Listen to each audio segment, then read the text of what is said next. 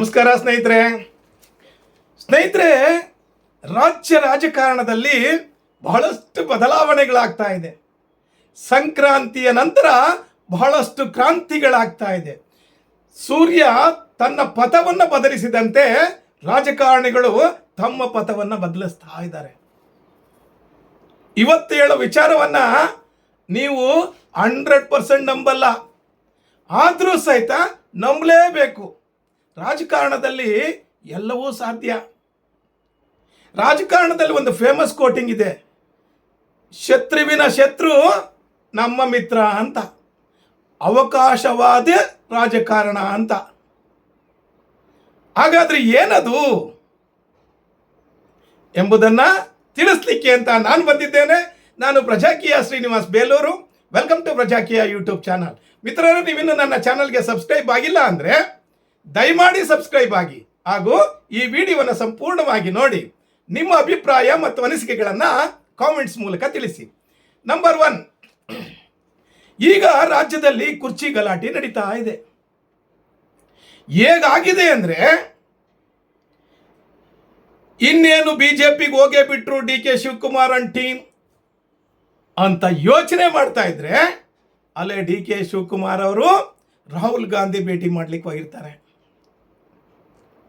ಅದೇ ರೀತಿ ಒಂದು ದಿನ ದೇವೇಗೌಡರು ಇಲ್ಲ, ನಾವು ಗ್ರಾಮ ಪಂಚಾಯತಿ ಲೋಕಲ್ ಚುನಾವಣೆಗಳಿಗೆ ಬಿಜೆಪಿ ಜೊತೆ ಸ್ಪರ್ಧೆ ಮಾಡಲ್ಲ ಅಂತಾರೆ.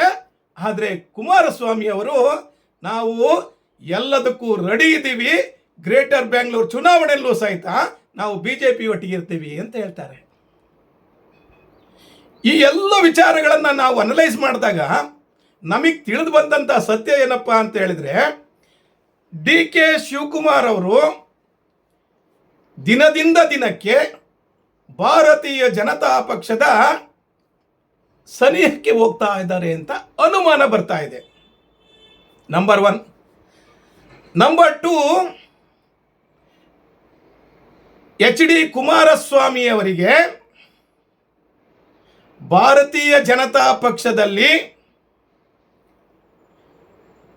ಒಂದು ಗುಂಪು ವಿರೋಧಿಸ್ತಾ ಇದೆ. ಅದು ಯಾವುದಪ್ಪ ಅಂದರೆ, ಯಡಿಯೂರಪ್ಪ ಮತ್ತು ಅವರ ಮಕ್ಕಳ ಗುಂಪು. ಅದು ಈಗ ಡಿ ಕೆ ಶಿವಕುಮಾರ್ ಅವರು ಬಿಜೆಪಿಗೆ ಹೋಗಬೇಕು ಅಂದರೆ ಅವರಿಗೆ ನೇರವಾಗಿ ಅಡ್ಡ ನಿಲ್ಲೋದು ಯಾವುದು? ಎಚ್ ಡಿ ಕುಮಾರಸ್ವಾಮಿ ಅವರು. ಎಚ್ ಡಿ ಕುಮಾರಸ್ವಾಮಿ ಅವರು ಕೇಂದ್ರದಲ್ಲಿ ಮಂತ್ರಿಗಳಾಗಿದ್ದಾರೆ. ಅವರ ಒಪ್ಪಿಗೆ ಇಲ್ಲದೆ ಡಿ ಕೆ ಶಿವಕುಮಾರ್ ಅವರು ಬಿಜೆಪಿಗೆ ಹೋಗ್ಲಿಕ್ಕೆ ಸಾಧ್ಯನೇ ಇಲ್ಲ. ಯೋಚನೆ ಮಾಡಿ, ಈಗ ಡಿ ಕೆ ಶಿವಕುಮಾರ್ ಅವರು ಬಿಜೆಪಿಗೆ ಹೋಗಿ ಮುಖ್ಯಮಂತ್ರಿ ಆಗ್ತಾರೆ ಅಂತ ಬಹಳಷ್ಟು ಪತ್ರಿಕೆಗಳಲ್ಲಿ ಮಾಧ್ಯಮಗಳಲ್ಲಿ ಬರ್ತಾ ಇದೆ. ಆದರೆ ಬಿಜೆಪಿಯಲ್ಲಿರುವಂತಹ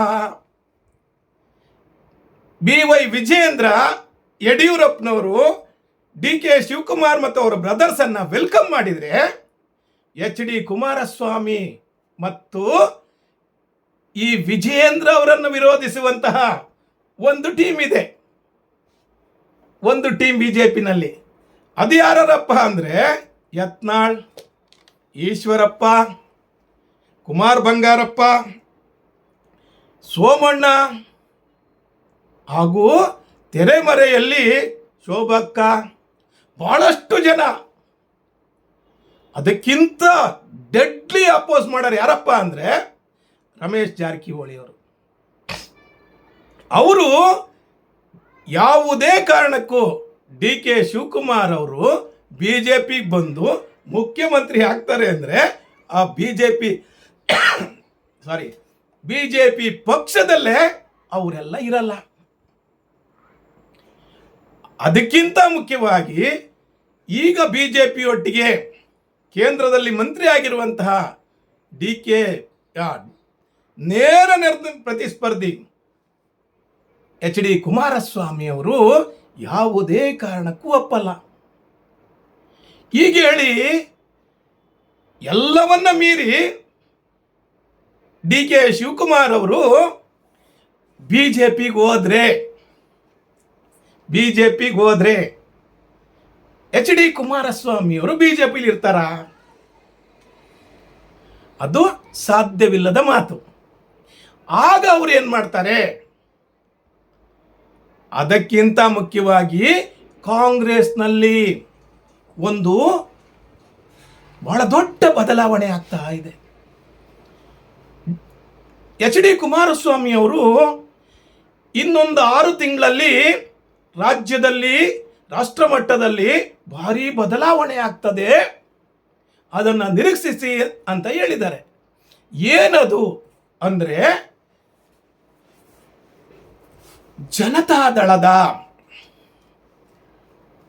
1980ನೇ ಇಸ್ವಿಲಿದ್ದಂತಹ ಜನತಾದಳದ ಎಲ್ಲರೂ ಸಹಿತ ಸಕ್ರಿಯವಾಗಿ ಒಂದು ಮೀಟಿಂಗ್ ಮಾಡಿದ್ದಾರೆ. ಯಾರೆಲ್ಲ ಮೀಟಿಂಗ್ ಮಾಡಿದ್ದಾರೆ ಅಂದರೆ, ಸರಿಯಾಗಿ ಕೇಳಿಸ್ಕೊಳ್ಳಿ, ಸರಿಯಾಗಿ ಅರ್ಥ ಮಾಡ್ಕೊಳ್ಳಿ.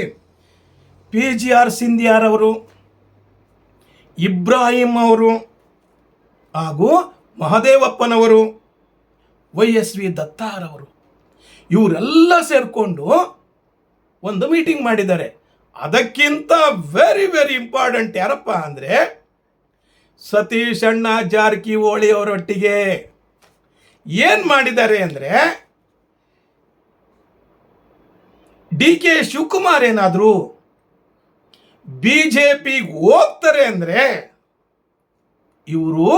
ಇವರದೇ ಆದಂಥ ಒಂದು ಟೀಮ್ ಇದೆ, ಸತೀಶ್ ಜಾರಕಿಹೊಳಿ ಅವರ ಟೀಮು. ಹಾಗೂ ಮೂಲ ಜನತಾ ದಳದವರಿದ್ದಾರಲ್ಲ, ಮಹದೇವಪ್ಪನವರು ಹಾಗೂ ಬಹಳಷ್ಟು ಜನ ಇದ್ದಾರೆ, ಜಮೀರ್ ಅಹಮದ್ ಖಾನ್, ಬಹಳಷ್ಟು ಜನ ದಳದಿಂದಲೇ ಬಂದಿರೋದು ಕಾಂಗ್ರೆಸ್ಗೆ. ಅವರೆಲ್ಲರೂ ಸಹಿತ ಇನ್ಕ್ಲೂಡಿಂಗ್ CM ಸಿದ್ದರಾಮಯ್ಯನವರು ಸೇರಿ JDSಗೆ ಮರಳಿ ಮನೆಗೆ ಗರ್ವಾಪಸಿ ಆಗ್ತಾರೆ ಅಂತ ಬಹಳಷ್ಟು ಜನ ಯೋಚನೆ ಮಾಡ್ತಾ ಇದ್ದಾರೆ. ಇದು ನನ್ನೊಬ್ಬನ ಅಭಿಪ್ರಾಯ ಅಲ್ಲ, ಇದು ನನ್ನ ಅಭಿಪ್ರಾಯ ಅಂತೂ ಅಲ್ಲ, ಬಹಳಷ್ಟು ಜನ ಯೋಚನೆ ಮಾಡ್ತಿದ್ದಾರೆ. ಅದಕ್ಕೆ ಕಾರಣ ಹೇಳಿದ್ನಲ್ಲ, ಬಿಜೆಪಿಗೆ ಇವರು ಹೋದ್ರೆ ಅವರು ಮತ್ತೆ ಬಿಜೆಪಿಯಿಂದ ಹೊರಗಡೆ ಬರ್ತಾರೆ. ಯಾರು? HD ಕುಮಾರಸ್ವಾಮಿ ಅವರ ಟೀಮ್. ಅವರಿಗೆ ಬೇರೆ ಆಶ್ರಯ ಏನಿದೆ? ಸಿದ್ದರಾಮಯ್ಯನವರು ಒಂದು ಟೀಮ್ ಪ್ಲಸ್ ಅವರು ಸೇರಿ ನೇರವಾಗಿ ಗುರು ಶಿಷ್ಯರು ಅಂತಾರೆ ನೋಡಿ, HD ದೇವೇಗೌಡರು ಮತ್ತು ಸನ್ಮಾನ್ಯ CM ಸಿದ್ದರಾಮಯ್ಯನವರು ಒಂದೇ ಗರಡಿನಲ್ಲಿ ಬೆಳೆದಂಥವರು ಬಹಳಷ್ಟು ದಿನಗಳ ಕಾಲ. ಈಗ ಸಿದ್ದರಾಮಯ್ಯನವರಿಗೆ ಈಗ ಅನುಭವ ಮತ್ತು ವಯಸ್ಸು ಎರಡೂ ಸಹಿತ ಬಹಳಷ್ಟು ಚೆನ್ನಾಗಿದೆ. ಬಹಳಷ್ಟು ಯೋಚನೆ ಮಾಡಿ ಅವರು JDS ತೆಕ್ಕೆಗೆ ಬರ್ತಾರೆ ಅಂತ ಬಹಳಷ್ಟು ಜನ ಯೋಚನೆ ಮಾಡ್ತಾ ಇದ್ದಾರೆ. ಯೋಚನೆ ಮಾಡಿ HD ಕುಮಾರಸ್ವಾಮಿಯವರು ಮತ್ತೆ ಸನ್ಮಾನ್ಯ ಸಿದ್ದರಾಮಯ್ಯನವರು, ದೇವೇಗೌಡರು, ಹಳೆ ಬಿಜೆಪಿ, ಹಳೆ JDSನ ಎಲ್ಲ ಪ್ರಮುಖರು ಒಂದೆಡೆ ಸೇರಿದ್ರೆ ಕಾಂಗ್ರೆಸ್ ಪಕ್ಷದ ಗತಿ ಏನು? ಸತೀಶ್ ಜಾರಕಿಹೊಳಿ ಅವರು ಸಹಿತ JDS ಇಂದ ಬಂದಂಥವ್ರೆ, ಜಾರಕಿಹೊಳಿ ಫ್ಯಾಮಿಲಿಯವರು ಸಹಿತ JDS ಇಂದ ಬಂದಂಥವ್ರೆ, ಮೂಲ JDSನವರು. ಅವರೆಲ್ಲ ಒಂದು ಕಡೆ ಸೇರಿಕೊಂಡ್ರೆ ಅದೇ ರೀತಿ ಇಲ್ಲಿ ಬಿಜೆಪಿಯಲ್ಲಿರುವಂತಹ ಬಹಳಷ್ಟು ಜನ ಮತ್ತೆ ರಿಟರ್ನ್ ಟು ಪೆವಿಲಿಯನ್ ಕಾಂಗ್ರೆಸ್ಗೆ ಹೋಗ್ತಾರೆ. ಇದು ರಾಜಕೀಯ ವಿಪ್ಲವಕ್ಕೆ, ರಾಜಕೀಯದಲ್ಲಿ ಅಲ್ಲೋಲ ಕಲ್ಲೋಲವನ್ನು ಸೃಷ್ಟಿ ಮಾಡಲಿಕ್ಕೆ ಸಾಧ್ಯತೆ ಇದೆ. ನಾನು ನೀವು ಯೋಚನೆ ಮಾಡಬೇಕಾಗಿರೋದು, ಇದೆಲ್ಲ ಸಾಧ್ಯನಾ? ಕಾದು ನೋಡಬೇಕು. ರಾಜಕೀಯದಲ್ಲಿ ಯಾವುದು ಅಸಾಧ್ಯವಾದ್ದಿಲ್ಲ. ಇವತ್ತಿನ ಶತ್ರು ನಾಳೆ ಮಿತ್ರರಾಗಿರ್ತಾರೆ, ಇವತ್ತಿನ ಮಿತ್ರ ನಾಳೆ ಶತ್ರು ಆಗಬಹುದು. ರಾಜಕೀಯ ಅಂದರೆ politics is a foolish thing ruled by foolishes ಅಂತ. ನೀವೇನಂತೀರಿ? ಇದೆಲ್ಲ ಸಾಧ್ಯ ಅಂತೀರಾ? ಡಿ.ಕೆ. ಶಿವಕುಮಾರ್ ಅವರು ಕಾಂಗ್ರೆಸ್ಸಿಂದ ಮುಖ್ಯಮಂತ್ರಿ ಆಗ್ತಾರೋ ಅಥವಾ ಬಿಜೆಪಿಯಿಂದ ಮುಖ್ಯಮಂತ್ರಿ ಆಗ್ತಾರೋ ಅಥವಾ ಮುಖ್ಯಮಂತ್ರಿನೇ ಆಗಲ್ವೋ? ನಿಮ್ಮ ಅಭಿಪ್ರಾಯ ಮತ್ತು ಅನಿಸಿಕೆಗಳನ್ನು ಕಾಮೆಂಟ್ಸ್ ಮಾಡಿ ತಿಳಿಸಿ. ನನ್ನ ಈ ವಿಡಿಯೋ ನೋಡಿದ್ದಕ್ಕೆ ನಿಮಗೆಲ್ಲರಿಗೂ ಶರಣಾರ್ಥಿ. Thank you very much. ದಯಮಾಡಿ ಸಬ್ಸ್ಕ್ರೈಬ್ ಆಗಿ.